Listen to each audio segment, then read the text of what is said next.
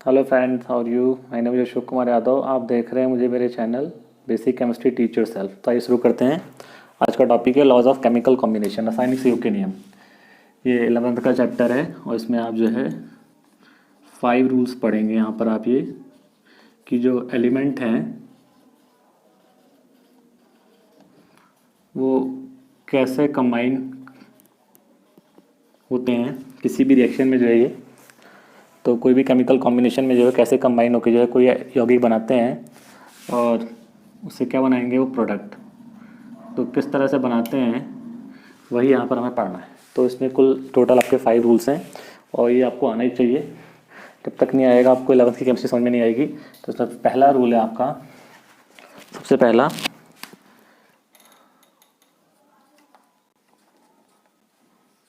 Law of conservation of mass,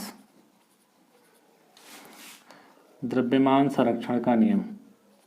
पढ़ा भी होगा आपने।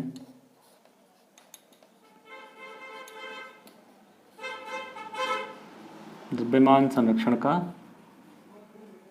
नियम बहुत सिंपल सा रूल है ये, आपने पढ़ा भी होगा कि मतलब द्रव्यमान को ना तो नष्ट कर सकते हैं ना ही उत्पन्न कर सकते हैं। That is matter can neither be created nor be destroyed.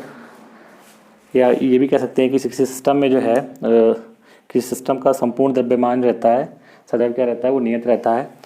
और उसे हम मतलब उसमें कोई इसी प्रकार का कोई जो है बस उसको एक फॉर्म से हम दूसरे फॉर्म में कन्वर्ट कर सकते हैं, पर ना तो हम द्रव्य को नष्ट कर सकते हैं ना ही हम उत्पन्न कर सकते हैं। यही क्या है, द्रव्यमान संरक्षण का नियम है। यानी सबसे सिंपल एग्जांपल अगर हम देखते हैं, मान लीजिए carbon solid plus oxygen gas arrow CO2 gas. अभी हमने कोई रिएक्शन कराई तो ये रिएक्टेंट हुआ और ये क्या हुआ, आपका प्रोडक्ट। तो अगर सिस्टम पे जो है law of conservation of mass apply होता है तो रिएक्टेंट का जो मास होना चाहिए वो प्रोडक्ट के मास के क्या होना चाहिए, इक्वल होना चाहिए। यानी मास जो है वो कंजर्व होना चाहिए, इसमें किसी प्रकार का कोई चेंज नहीं आना चाहिए। तो हम ये भी बोल सकते हैं sum of mass of reactants, अभिकारकों का द्रव्यमान, equal to sum of mass of products. यानी अभिकारकों का जो कुल द्रव्यमान है वो उत्पादों के कुल द्रव्यमान के बराबर होना चाहिए। यही चेक कर लेते हैं। हमें पता है कि कार्बन का जो एटॉमिक वेट होता है 12 होता है, वो का 16 होता है। तो यहाँ पर देखते हैं कितना आएगा, 12 कितना आएगा, 16 दूनी 32। तो कितना हो जाएगा ये 44। इस साइड चेक करते हैं, C है 12 और रूट कितना हो गया आपका 32। तो ये भी कितना हो गया आपका 44। तो आप देख सकते हैं कि अभिकारक का जो द्रव्यमान है उत्पाद के द्रव्यमान के क्या है, बराबर है। यानी इस सिस्टम के लिए मास क्या है, कंजर्व है। यही क्या है आपका द्रव्यमान संरक्षण का नियम है। यानी कहने का मतलब ये है, ना तो हम द्रव्य को नष्ट कर सकते हैं ना ही उसे हम उत्पन्न कर सकते हैं। यानी किसी भी सिस्टम के लिए जो टोटल मास होगा वो हमेशा क्या रहेगा, आपका कांस्टेंट रहेगा, कंजर्व रहेगा। यही क्या है, द्रव्यमान संरक्षण का नियम है। लेकिन ये उस समय दिया गया था, वर्तमान परिस्थितियों में जो नियम जो है लागू नहीं होता है, क्योंकि आइंस्टीन ने एक इक्वेशन दी है E बराबर डेल्टा MC²। ये पढ़ा होगा। यानी आजकल क्या होता है कि कुछ अभिक्रियाएँ ऐसी होती हैं जहाँ पर आपका मास जो है वो एनर्जी में कन्वर्ट हो जाता है। यानी वहाँ पर ये लॉ जो है ये लागू नहीं हो पाता है। तो ये बहुत पहले दिया गया है, तो हमें उसी परिप्रेक्ष्य में पढ़ना है जिस समय रूल दिया गया था, ये उसी के संदर्भ में पढ़ना है। ये 18वीं सदी में दिया गया था, तो उस समय इस इक्वेशन की खोज नहीं हुई थी, तो हम उस हिसाब से इसको पढ़ रहे हैं। तो ये समझ में आ गया होगा कि अभिकारकों का द्रव्यमान और क्या जाएगा आपका उत्पादों का कुल द्रव्यमान। यानी यहाँ पर जो मास हो क्या आपका कंजर्व है। और इसको दिया है एंटोनियो लेविशियो ने दिया है, जिन्हें फादर ऑफ केमिस्ट्री भी कहा जाता है। आइए सेकंड रूल देखते हैं।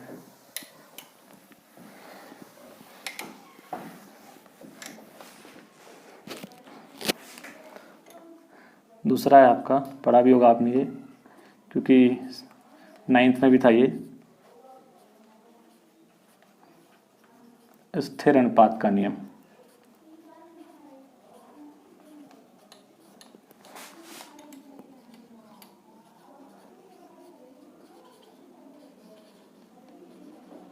Law of definite proportion, law of definite proportion. स्थिर अनुपात का नियम, लॉ ऑफ डेफिनेट प्रोपोर्शन।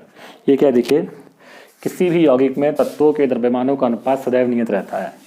किसी भी यौगिक में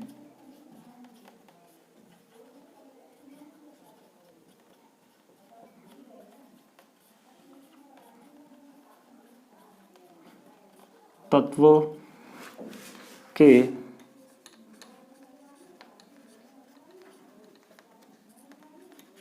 द्रव्यमानों का अनुपात सदैव नियत रहता है, चाहे वो यौगिक किसी भी स्रोत से क्यों ना प्राप्त किया गया हो। किसी भी यौगिक में तत्वों का द्रव्यमान सदैव नियत रहता है, चाहे वो यौगिक किसी भी स्रोत से क्यों ना प्राप्त किया गया हो। यानी कहने का मतलब क्या है, it doesn't matter the compound from which source has been obtained, there will be a definite proportion by mass of element in each compound.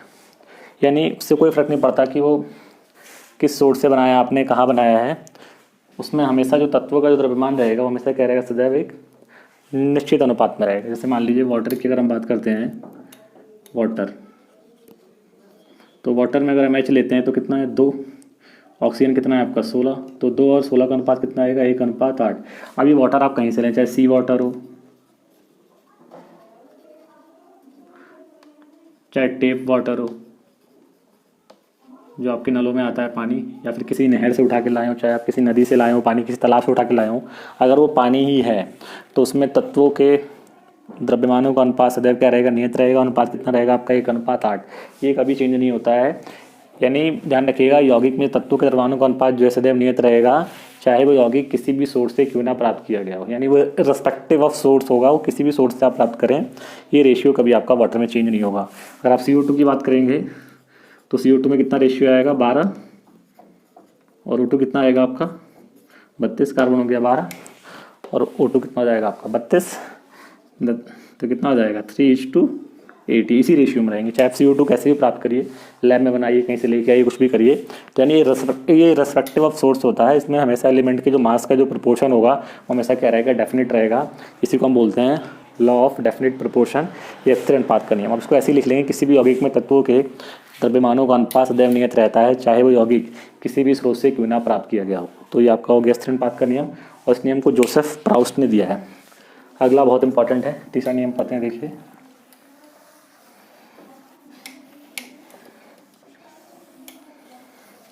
तीसरा रूल है आपका लॉ ऑफ मल्टीपल प्रोपोर्शन। तीसरा रूल बहुत इंपॉर्टेंट है।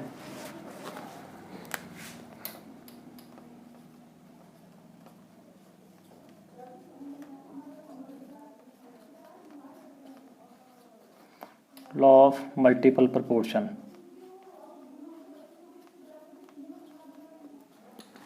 गुणित अनुपात का नियम।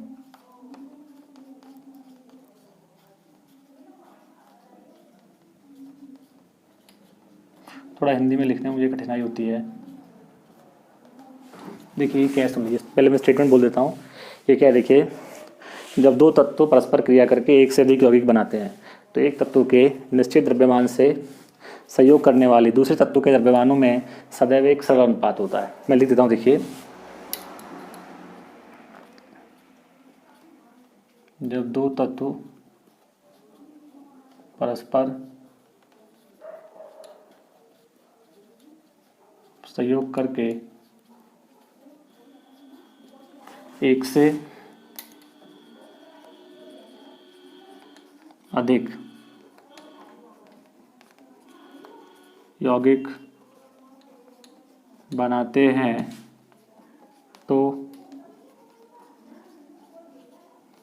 तो एक तत्व के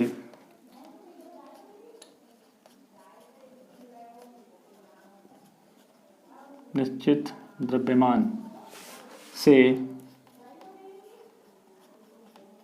सहयोग करने वाले दूसरे तत्व के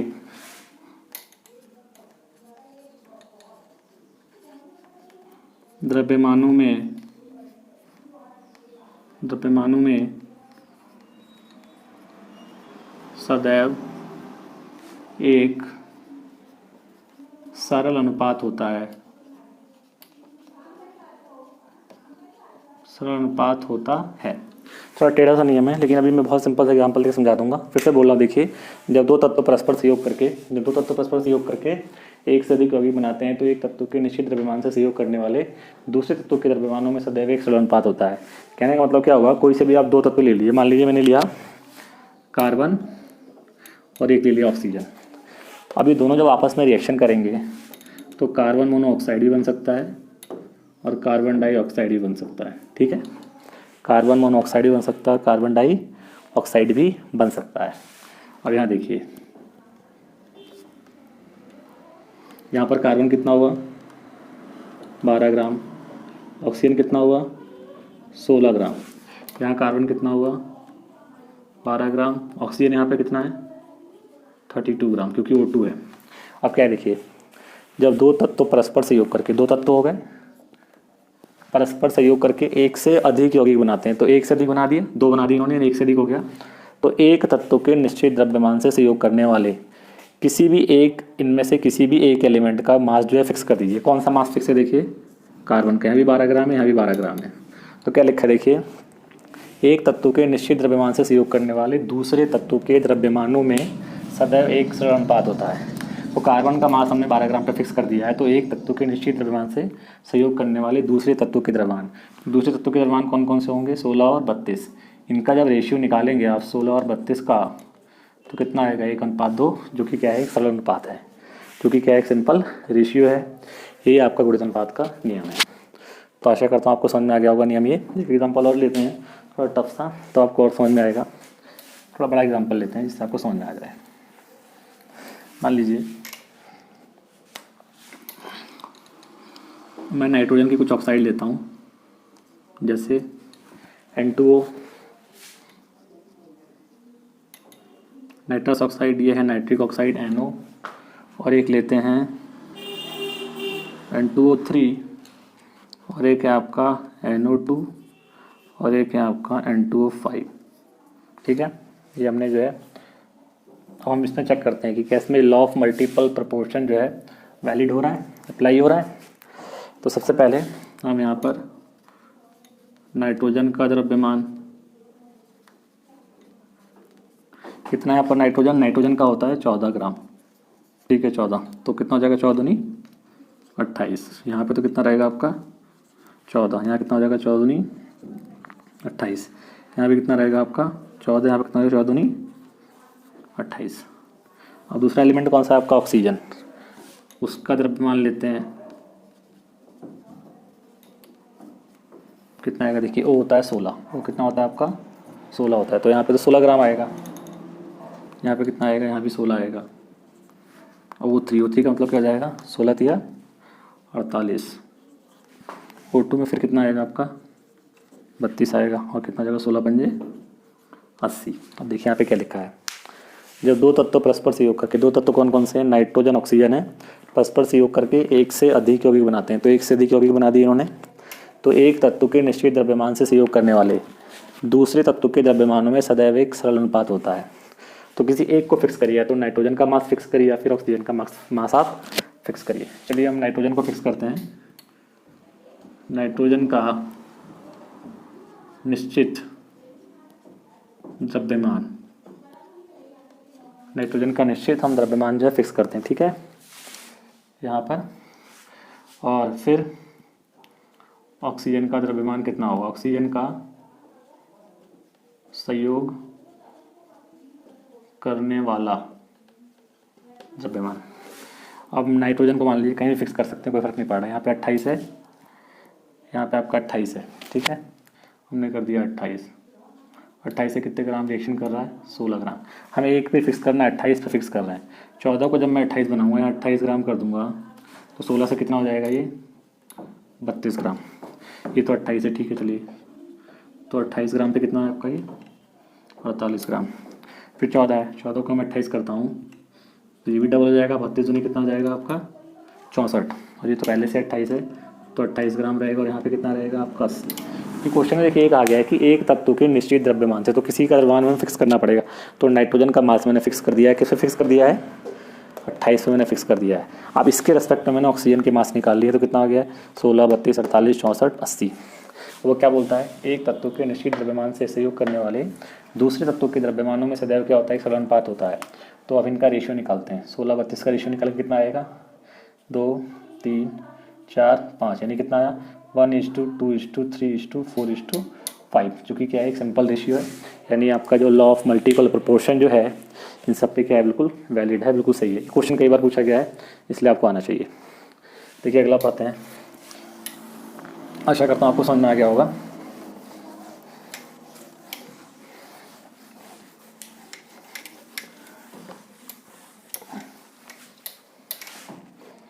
अगला है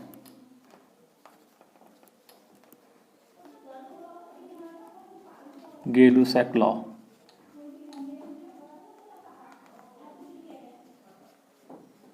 गै-लुसैक का नियम, गै-लुसैक का नियम बड़ा सिंपल सा है ये। देखिए अगर आप टेम्परेचर और प्रेशर को कांस्टेंट रखते हैं और किसी अभिक्रिया में जो है आपकी गैसें संयुक्त होती हैं और उत्पाद के रूप में भी गैसें प्राप्त होती हैं। गैसें संयुक्त हो या उत्पाद जो है वो गैस के रूप में प्राप्त हो, तो उनके जो आयतन होते हैं क्या होते हैं, वो समानुपात में होते हैं। ध्यान रखिएगा ये नियम जो है गैसीय अवस्था पे लगता है, द्रव्य या ठोस अवस्था पे नहीं लगेगा। तो कहने का मतलब क्या हुआ, यदि किसी अभिक्रिया में गैसें संयुक्त होती हैं या उत्पाद के रूप में प्राप्त होती हैं तो उनके आयतन क्या होते हैं, समानुपात में होते हैं। ये लिख सकते हैं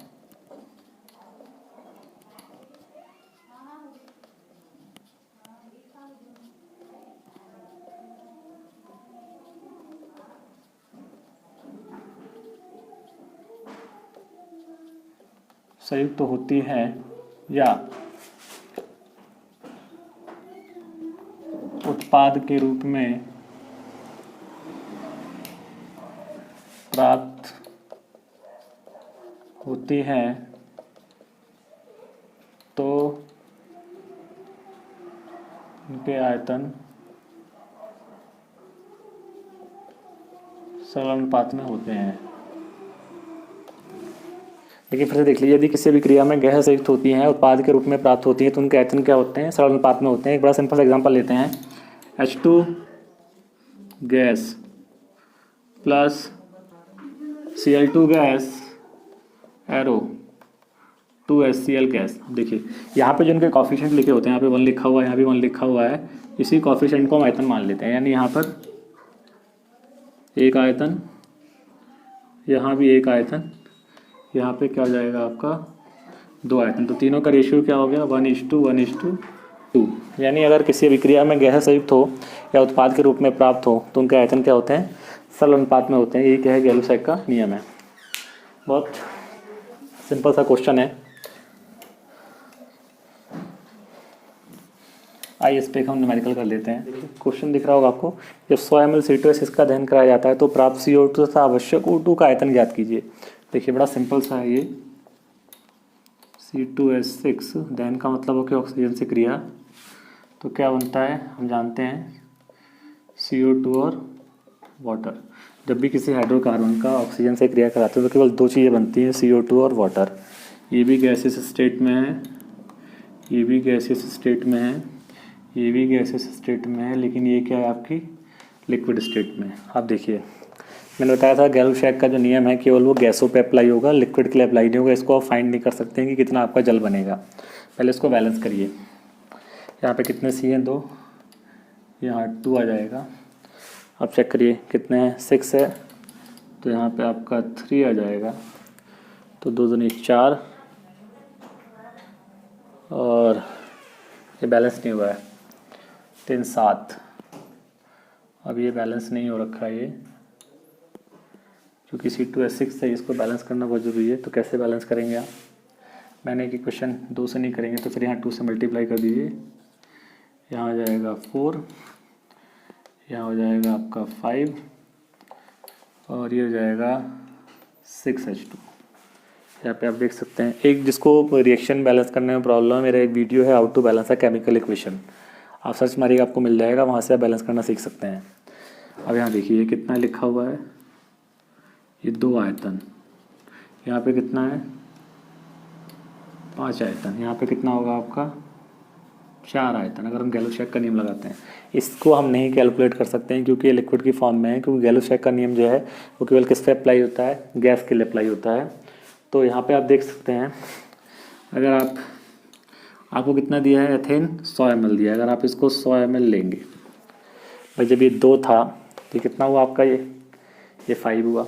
जब ये 2 आयतन है तो ये 5 है, तो जब ये 100 ml होगा तो ये कितना होगा भाई, 2 का 2.5 गुना कितना होता है, 2 का जो 2.5 गुना होता है, अगर आप 2 में 2.5 से मल्टीप्लाई करेंगे तो 5 आ जाएगा ना। 2 का 2.5 गुना 5 होता है, तो यहाँ पे 100 लेंगे तो 100 का 2.5 गुना आएगा। तो 100 का 2.5 गुना का मतलब क्या हो जाएगा, 100 में अगर 2.5 से मल्टीप्लाई करेंगे कितना हो जाएगा 250 ml। कितना हो जाएगा आपका 250 ml। अब यहाँ 2 है तो यहाँ पे 4 है, तो यहाँ पे 100 होगा तो यहाँ पे कितना होगा आपका 200 ml। तो आंसर क्या हो गया आपका कि आपको CO2 कितने ml प्राप्त होगी 200 ml, और जो ऑक्सीजन रिक्वायर्ड होगी कितनी होगी वो 250 ml होगी। तो ये O2 रिक्वायर्ड हो गई, जो आपको O2 चाहिए, यानी आपको इसका कंप्लीट अगर कंबशन या दहन कराना है तो आपको 250 ml O2 चाहिए, और CO2 कितनी प्राप्त होगी आपके पास 200 ml। तो इस तरह आप समझ सकते हैं। एक लॉ, लास्ट लॉ रह गया, देखिए एवोगाड्रो लॉ या एवोगाड्रो का नियम, बहुत इंपॉर्टेंट है, वेरी वेरी इंपॉर्टेंट। मैं समझा दूँ, देखिए एवोगाड्रो का नियम।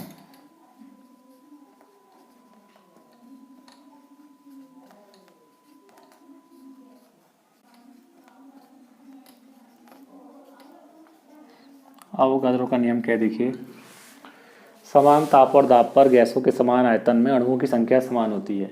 समान ताप और दाब पर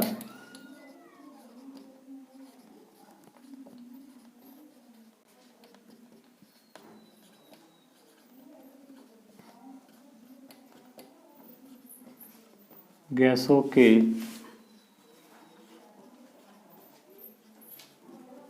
समान आयतन में अणुओं